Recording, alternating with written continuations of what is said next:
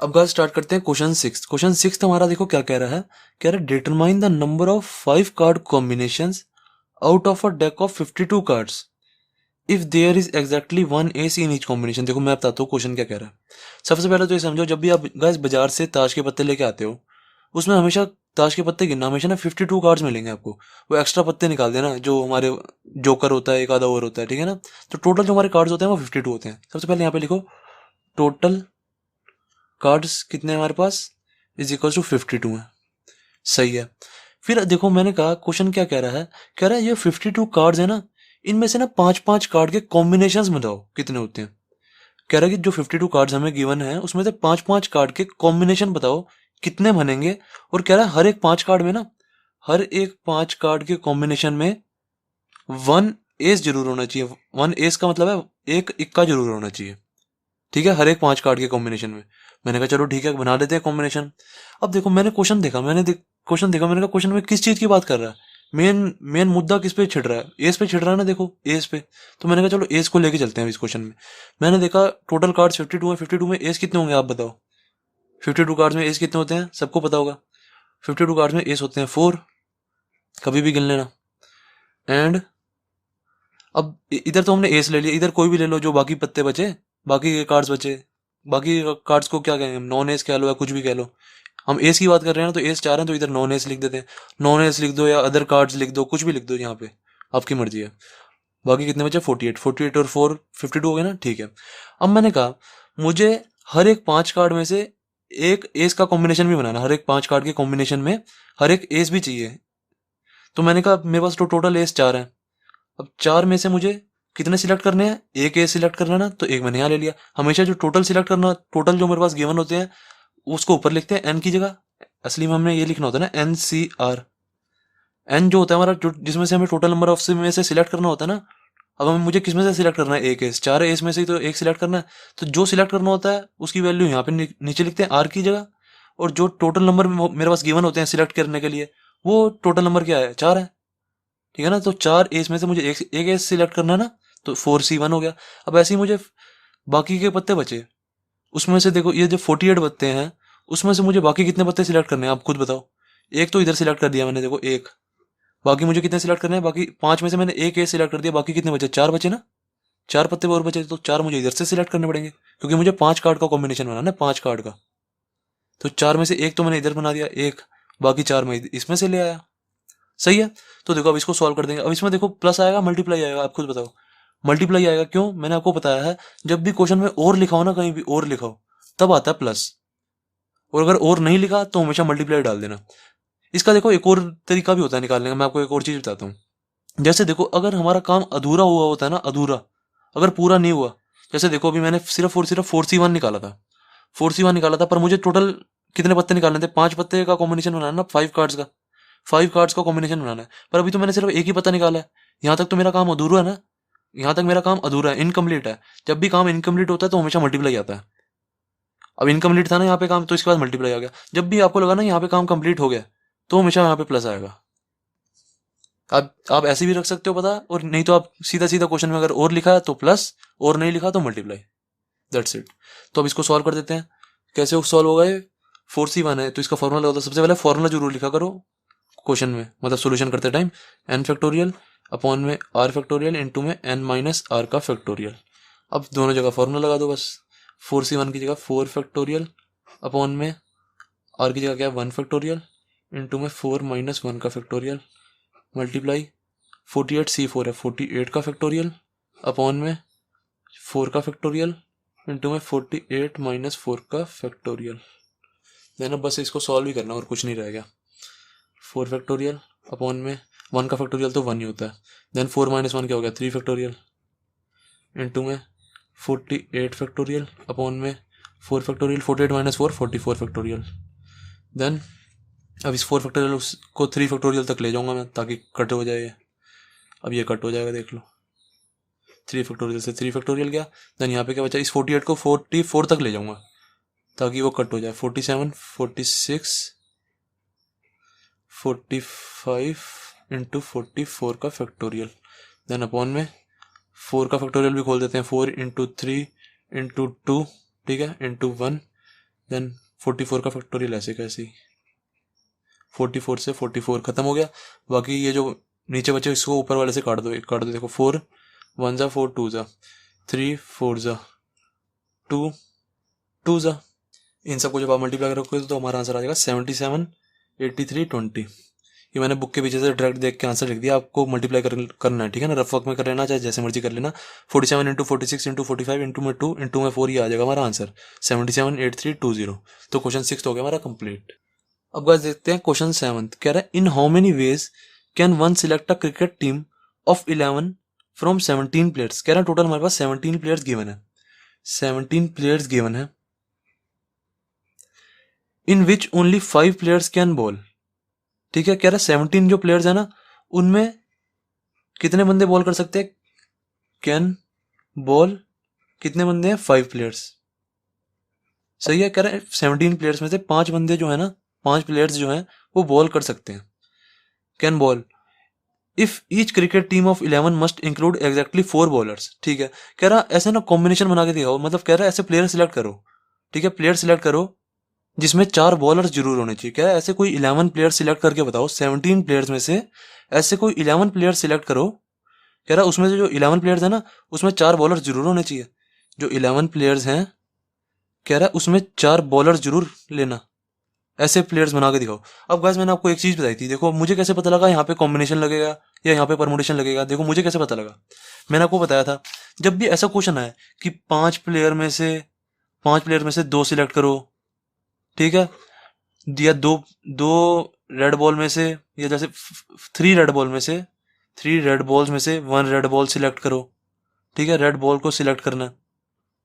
ऐसे जब बड़ी बड़ी ज्यादा चीजों में से कम चीजें सिलेक्ट करनी होती है ना, तो हमेशा कॉम्बिनेशन लगता है, हमेशा हमेशा कॉम्बिनेशन लगेगा। जैसे हमें बोला हो 5 बॉयज में से 1 नहीं 2 बॉयज सिलेक्ट कर दो, ऐसे, या 1 बॉय सिलेक्ट कर दो। ठीक है, ज्यादा बॉयज में से कम बॉय सिलेक्ट करने के लिए कह रहा है ना, यहाँ भी कॉम्बिनेशन लगेगा। ज्यादा रेड बॉल में से कम रेड बॉल सिलेक्ट करने के लिए कह रहा है, तो भी यहाँ पे कॉम्बिनेशन लगेगा। ज्यादा चीजों में से जब कम चीजें सिलेक्ट करने के लिए कह रहा होता है ना, तो हमेशा कॉम्बिनेशन लगता है। देखो अभी हमें कह रहा है 17 प्लेयर में से 11 प्लेयर सिलेक्ट कर दो, यही कह रहा है ना इनडायरेक्टली, तो कॉम्बिनेशन लगेगा। अब देखो बात कहाँ पे हो रही थी, देखो यहाँ इस क्वेश्चन का मेन मुद्दा क्या है, कह रहा है 11 मस्ट इंक्लूड एग्जैक्टली 4 बॉलर्स। कह रहा है जो इसमें जो 11 प्लेयर्स है ना, वो उसमें से 4 बॉलर जरूर होने चाहिए। तो जो हमारा मेन मुद्दा घूम रहा है ना इस क्वेश्चन में, इस पे घूम रहा है। कह रहा है हमें इस पे ध्यान रखना है कि 4 बॉलर जरूर लेने हैं हमें, तो बॉलर्स की बात हो रही है। मैंने देखा मुझे क्वेश्चन में बोला हुआ है 17 प्लेयर्स में से 5 प्लेयर्स बॉल कर सकते हैं, तो मैंने यहाँ पे लिख दिया। सही है, 17 प्लेयर्स में से can bowl is equal to 5, और कैन नॉट बॉल क्या हो जाएगा, कैन नॉट बॉल कितने प्लेयर बॉल नहीं कर सकते, या यहाँ पे लिख दो कितने प्लेयर बैटिंग कर सकते हैं, एक ही बात है दोनों। तो can not bowl is equal to कितना आ जाएगा, 17 में से 5 गए 12। सही है, अब देखो मुझे 5 में से 4 बॉलर सिलेक्ट करने पड़ेंगे, क्योंकि मेरे को क्वेश्चन में कह रहा है 11 प्लेयर्स की टीम बनानी है आपने, और उसमें से 4 बॉलर आपको सिलेक्ट करने हैं, 4 बॉलर जरूर होने चाहिए। तो मेरे पास टोटल बॉलर्स कितने हैं, 5 बॉलर्स गिवन है। ठीक है, तो इस 5 में से मुझे 4 बॉलर सिलेक्ट करने हैं, तो मतलब 5 में से 4 बॉलर सिलेक्ट करने हैं, बड़े वाला ऊपर छोटे वाला नीचे, 5 में से 4 बॉलर सिलेक्ट करने हैं। ठीक है, तो बाकी कितने बच्चे, देखो मैंने 4 तो यहाँ सिलेक्ट कर लिए, 11 में से 4 तो मेरे सिलेक्ट हो गए, बाकी कितने बचे, 7 बचे ना, बाकी 7 बचेंगे तभी तो 7 और 4 11 होंगे ना। तो देखो अब मुझे बाकी जो 12 बचे हैं ना, 12 में से कितने सिलेक्ट करने हैं, 7 सिलेक्ट करने पड़ेंगे। अब देखो 4 यहाँ पे सिलेक्ट हो गए, 7 यहाँ पे सिलेक्ट हो गए, तो मेरी टीम बन गई पूरी 11 की। सही है ना, अब तो इनके बीच में प्लस आएगा मल्टीप्लाई आएगा, आप खुद बताओ, क्वेश्चन में कहीं और लिखा, क्वेश्चन में कहीं और नहीं लिखा ना, तो यहाँ पे मल्टीप्लाई आएगा 100%, बिना सोचे मल्टीप्लाई लगा दो। सही है, देन अब देखो उस वाले तरीके से भी कर सकते हो जैसे मैंने आपको बताया था। यहां तक देखो हमारा काम कंप्लीट हुआ है, इनकम्प्लीट काम है ना, क्योंकि अभी तक हमने 4 प्लेयर सिलेक्ट किए हैं, इसके बाद हमें 7 प्लेयर्स और सिलेक्ट करने हैं ना। अगर देखो हमारा काम यहाँ तक इनकम्प्लीट है, तो इनकम्प्लीट के बाद हमेशा मल्टीप्लाई आता है। अगर यहाँ पे हमारा काम कंप्लीट हो गया होता ना, यहाँ पे अगर हमारा काम कंप्लीट हो गया होता, हमने पूरे के पूरे 11 प्लेयर्स यहीं पे सिलेक्ट कर लिए होते, तो यहाँ पे प्लस का साइन आया था। समझो, तो अब इनके बीच में मल्टीप्लाई आ गया, जैसे मर्जी कर सकते हो, और से कर लो चाहे इस वाले तरीके से कर लो, जैसे मर्जी। तो इसको बस सॉल्व भी करना है। एनसीआर का फॉर्मूला लिखो, सबसे पहले लिखना बहुत जरूरी है, आर फैक्टोरियल अपॉन में एन माइनस आर का फैक्टोरियल। नहीं लिखोगे तो टीचर पक्का मार्क्स काटेगा इसमें, हाफ मार्क्स, अगर फॉर्मूला नहीं लिखोगे ना। तो यहाँ पे बस सॉल्व करो इसको, 5 फैक्टोरियल अपॉन में आर कितना है 4 factorial, n minus r 5 minus 4, का फैक्टोरियल, सही है। देन मल्टीप्लाई, इसको सॉल्व कर दो, 12 फैक्टोरियल अपॉन में 7 फैक्टोरियल इंटू में 12 माइनस 7 का फैक्टोरियल, इसको सॉल्व करना है मतलब 5 फैक्टोरियल अपॉन में 4 फैक्टोरियल इंटू में 1 का फैक्टोरियल तो 1 ही होता है, लिख देते हैं अभी 1 फैक्टोरियल इंटू में 12 फैक्टोरियल अपॉन में 7 फैक्टोरियल, 12 माइनस 7 5 फैक्टोरियल। अब देखो 5 को 4 तक ले जाता हूँ ताकि कि काट दूंगा मैं इसको, 5 इंटू में 4 का फैक्टोरियल हो गया, सही है। देन अपॉन में 4 का फैक्टोरियल, 1 का फैक्टोरियल तो 1 ही होता है, देन 4 के फैक्टोरियल से 4 कट हो गया, इंटू में 12 को 7 तक ले जाता हूँ ताकि कट हो जाएगा, 12 11 10 9 8 7 का फैक्टोरियल अपॉन में 7 का फैक्टोरियल, 7 के फैक्टोरियल से 7 फैक्टोरियल कट हो गया, बाकी बचा हमारा 5 का फैक्टोरियल, इसको भी खोल देते हैं, 5 इंटू 4 इंटू 3 इंटू 2 इंटू 1, सही है। अब देखो जो जो कटेगा उसको पूरा काट दो, देखो 5 2 जा कट गया, 4 3 जा कट गया, फिर 3 बचा, एक 3 3 जा ये भी चला जाएगा, चाहे इस 3 से ये 3 काट देते हैं, एक ही बात है। देन 2 2 जा ये भी कट हो गया, अब जो बचा उसको मल्टीप्लाई करके लिख दो, ये 5 भी बचा हुआ है यहाँ पे, ये भी ध्यान रख लेना। तो 5 into 3 into 11 into 3 into 8 is equal to answer हमारा, इसको सबको मल्टीप्लाई कर दो, तो क्वेश्चन 7 भी हो गया हमारा कंप्लीट। अब गाइस देखते हैं क्वेश्चन 8। क्वेश्चन 8 भी बहुत ज्यादा इजी क्वेश्चन है, कह रहा है अ bag contains 5 black balls and 6 red balls. अब देखो जैसे जैसे क्वेश्चन कह रहा होता है ना वैसे वैसे मैं लिखता जरूर जाता हूँ, देखो मैंने यहाँ पे लिख दिया ब्लैक बॉल्स कितनी है 5, रेड बॉल्स कितनी है 6, जैसे जैसे क्वेश्चन कहता रहता है ना वैसे वैसे आप लिखते जाया करो, क्वेश्चन ईजी बन जाता है हमेशा। फिर क्या कह रहा है, determine the number of ways in which 2 black balls and 3 red balls can be selected. अब देखो हमें ब्लैक बॉल्स कितनी सिलेक्ट करनी है 2, रेड बॉल्स कितनी सिलेक्ट करनी है 3, तो हम सिलेक्ट कर देंगे। देखो अब मैंने आपको जैसे बताया था, जब हमें ज्यादा चीजों में से कम चीजें सिलेक्ट करनी होती है तो उसमें हमेशा कॉम्बिनेशन लगता है, तो हमें ब्लैक बॉल्स कितनी दी हुई है 5, उसमें से 2 सिलेक्ट करनी है ना, तो क्या आ जाएगा, देखो एनसीआर की जगह क्या आएगा, एन होता है हमारा टोटल नंबर ऑफ बॉल्स। अब देखो टोटल नंबर ऑफ बॉल्स जिसमें से हमें सिलेक्ट करनी है, ठीक है। अब देखो इसमें इसमें देखो टोटल नंबर ऑफ बॉल्स कितनी है 5 है ना, हमें 5 बॉल्स में से कितनी सिलेक्ट करनी है, 2 ब्लैक बॉल सिलेक्ट करनी है, तो इसमें कितना आ गया 5C2। देन अब देखो टोटल रेड बॉल्स कितनी है 6, उसमें से हमें कितनी सिलेक्ट करनी है 3 रेड बॉल्स सिलेक्ट करनी है ना, इंटू में यहाँ पे इंटू कर रहा हूँ, यहाँ पे नीचे 3 आ जाएगा आर की जगह, सही है। अब इन दोनों के बीच में प्लस आएगा मल्टीप्लाई आएगा, खुद बताओ मल्टीप्लाई आएगा क्यों, क्योंकि दोनों के बीच में दोनों मतलब क्वेश्चन के बीच में कहीं भी और नहीं लिखा हुआ, अगर कहीं भी और होता है ना लिखा हुआ तो यहाँ पे प्लस आ जाता। तो क्या आ जाएगा, अब इसको सॉल्व कर दो, एनसीआर का फॉर्मूला लगाओ सबसे पहले, nCr is equal to n factorial upon में आर फैक्टोरियल इंटू में एन माइनस आर का फैक्टोरियल, देन एन लिख दो यहाँ पे 5 फैक्टोरियल अपॉन में आर कितना है 2 फैक्टोरियल और 5 माइनस 2 फैक्टोरियल, फिर मल्टीप्लाई 6 फैक्टोरियल अपॉन में 3 फैक्टोरियल इंटू में 6 माइनस 3 का फैक्टोरियल, देन कितना आ जाएगा 5 फैक्टोरियल 2 फैक्टोरियल 3 फैक्टोरियल इंटू में 6 फैक्टोरियल 3 फैक्टोरियल और 6 माइनस 3 भी 3 होता है तो 3 फैक्टोरियल, सही है। इसको ओपन कर दो बस, अब 5 को 3 तक ओपन कर देता हूँ, 5 इंटू 4 इंटू में 3 का फैक्टोरियल अपॉन में यहाँ पे 3 फैक्टोरियल से 3 फैक्टोरियल कट, यहाँ पे 2 फैक्टोरियल है तो इसको खोल दो 2 इंटू 1, सही है। इंटू में 6 को भी 3 तक खोल देते हैं, 6 इंटू 5 इंटू 4 इंटू में 3 का फैक्टोरियल, देन 3 फैक्टोरियल से 3 फैक्टोरियल काट देंगे हम एक, सही है।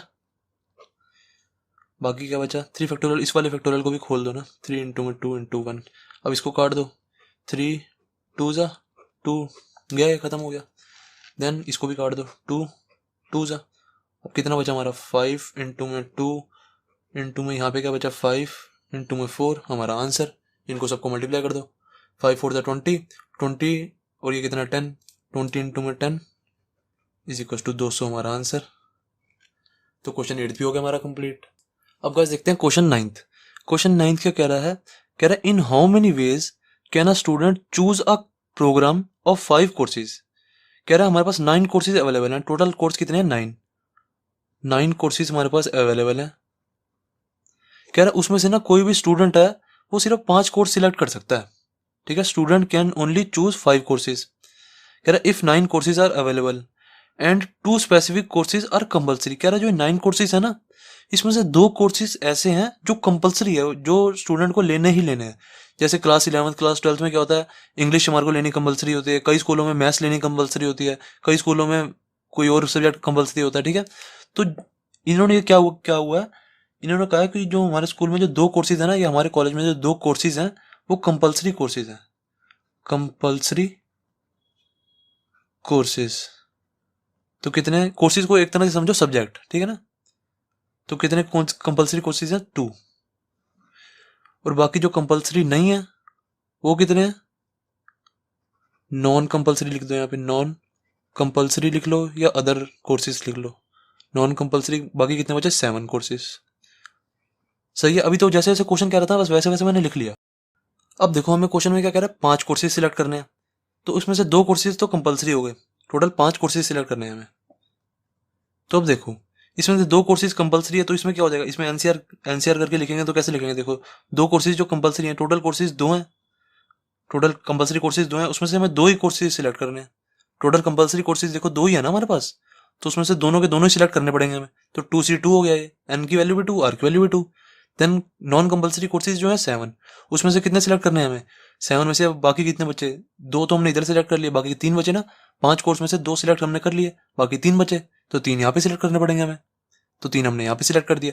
अब देखो इन दोनों के बीच में प्लस आएगा मल्टीप्लाई आएगा, मल्टीप्लाई आएगा 100%। क्यों मल्टीप्लाई आएगा, क्योंकि क्वेश्चन में कहीं भी ये नहीं लिखा कि कंपलसरी कोर्सेज सिलेक्ट करो और नॉन कंपलसरी कोर्सेज सिलेक्ट करो, कहीं भी और नहीं लिखा क्वेश्चन में, और लिखा होता तो हम यहाँ पे प्लस लगाते हैं।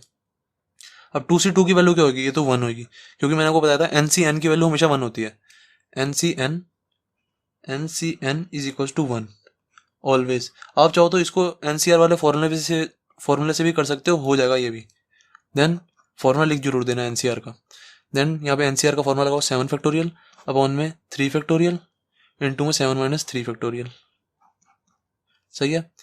इसको भी आप NCR वाले फॉर्मूले से करोगे ना, ये भी 1 ही आएगा, चाहे आप करके देख लो, चाहे ये वाला फॉर्मूला लगा दो यहाँ पे, नहीं तो आप जो मैंने आपको फॉर्मूला बताया हुआ n फैक्टोरियल अपॉन में r फैक्टोरियल इंटू में n माइनस r फैक्टोरियल, इससे करोगे ना ये भी, तो भी सेम ही आंसर आएगा।